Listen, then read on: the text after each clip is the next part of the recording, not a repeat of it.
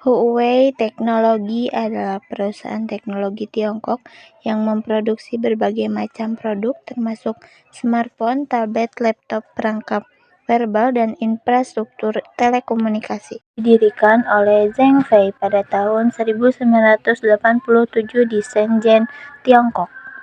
Pada tahun 1993, Huawei mengembangkan switch digital pertamanya dan mulai memperluas bisnis secara nasional.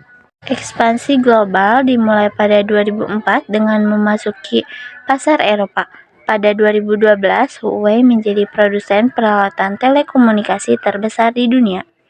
Di tahun 2018, Huawei menjadi pionir dalam mengembangkan teknologi 5G. Untuk mengatasi pembatasan dagang, Huawei meluncurkan sistem operasi Harmony OS pada 2020 hingga 2024. Perusahaan harus berinovasi dengan fokus pada pengembangan AI, kamera canggih, dan produk chip lokal. Smartphone Huawei diproduksi dengan menonjolkan teknologi kamera berbasis AI, desain perangkat yang beragam, serta performa yang disesuaikan untuk berbagai kebutuhan pengguna. Huawei mengembangkan sistem operasi Harmony OS sebagai alternatif dari Android yang menggunakan fitur-fitur khusus dalam ekosistemnya. Beberapa keunggulan lain meliputi pengelolaan daya yang efisien, pengisian daya cepat, serta kemampuan jaringan yang stabil. Tablet Huawei tersedia dalam beberapa varian dengan spesifikasi yang menyesuaikan kebutuhan pengguna di berbagai segmen. Beberapa model dilengkapi dengan fitur stylus dan keyboard opsional untuk mendukung produktivitas. Sistem operasi Harmony OS yang digunakan memungkinkan konektivitas antar perangkat dalam ekosistem Huawei. Selain itu, antarmuka multitasking dirancang agar dapat digunakan dalam berbagai skenario produktif.